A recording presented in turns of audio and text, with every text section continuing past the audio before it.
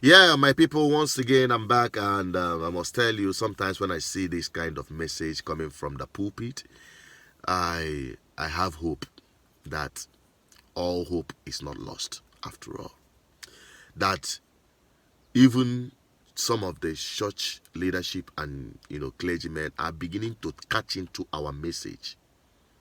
They are beginning to understand that the political landscape, the political leadership of our homeland, beginning from Igbo land, by extension Nigeria and Africa as a whole, they are in a mess.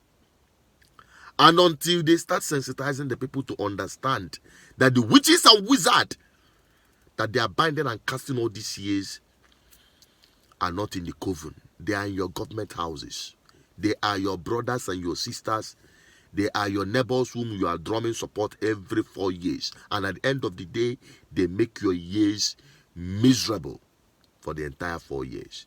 And they will come back and use the instrumentality of poverty and hunger which they have subjected you to use you again, to extend their crime against you. Now, this clergyman bears it all. And teach them and make them know the people who have put us in this mess. And the people who have put us in this mess, they come from north and south and east and west and Igbo and Hausa and Yoruba and Tiv and Jukun, all over. Recently, a list was released of the people who owe the government 5-point-something trillion naira, AMCON. Right? Some of you saw it.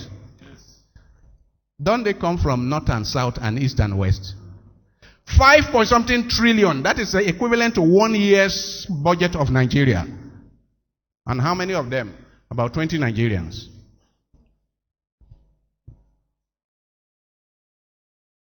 Tomorrow you come and tell me that it is one part of the country that is putting us here. We really need serious social analysis. Why are we where we are? We are all oppressed in this country. Go to Damaturu, go to Zamfara, go to Yobe and see the poverty of the poor. Their big men are oppressing them. And go to Onitsha, and go to Nobi, and see. I look at the slum, urban slum that Onitsha is. Urban slum. All those tall buildings, no air. As if no town planning, no water supply, no nothing. Urban slum. But Anambra State has some of the richest Nigerians. Just go to everywhere. Go to Bubura. Go to Edemekpat. And Akwa Ibom State is the richest state in Nigeria.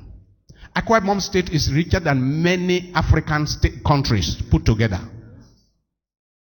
But go and see the destitution of life in many of those places. We need social analysis. We need to keep pointing the attention of our people to those who have put us in this mess. And not just look at, can you imagine anybody coming from Akwa Ibom State, anybody coming from Delta State, to begin to point across the country to the people who are putting them in this mess? Bishe, you are from Delta State. The governor of Delta is not Fulani. Yes.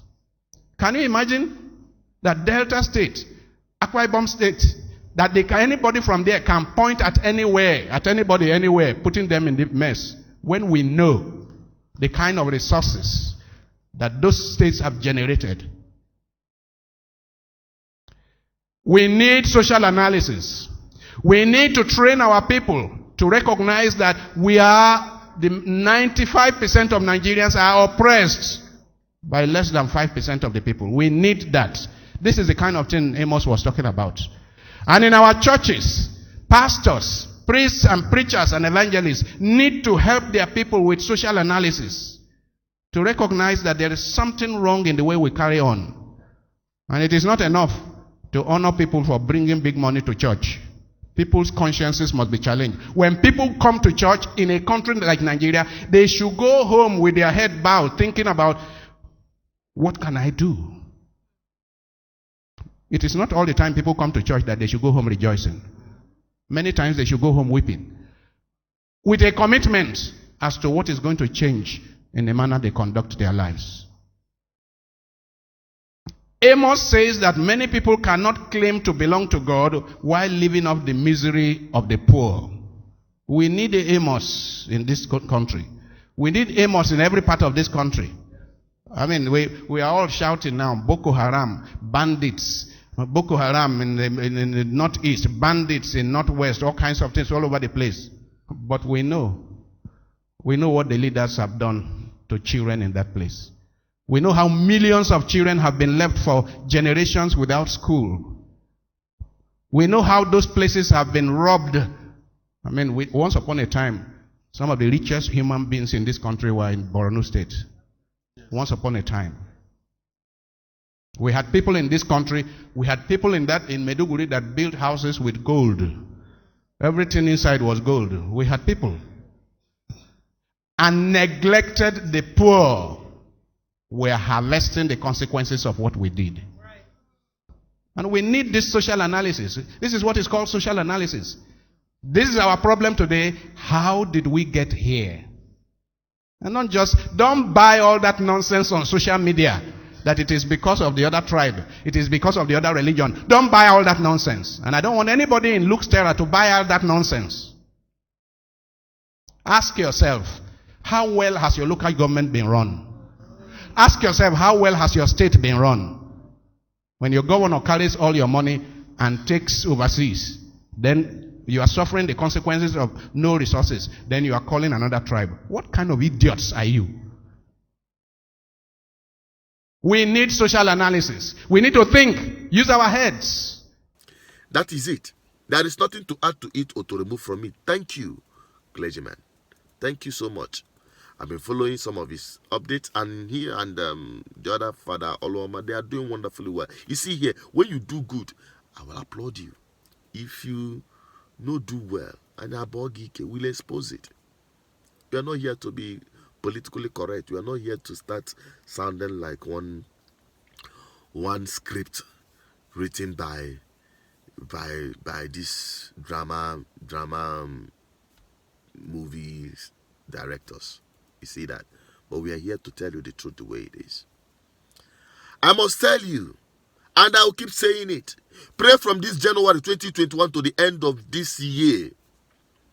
Your life will only get worse. Read my lips. I say your life will only get worse. If you pray from now till December, nothing will happen. If you do not add work, even that Bible you read tells you so. Faith without work is useless. And work that you're going to put in, what is it? Understanding that work is what our people are not interested in. You have to work the work. You have to work that faith out by ensuring that those who make decisions that affect the way your children go to school, the way you do your business, the way you do your work, the environment you strive in, the economy you operate in, until you'll understand that those who are making those decisions are your real witches and wizards that are sitting upon your destiny. It is not that your uncle in the village.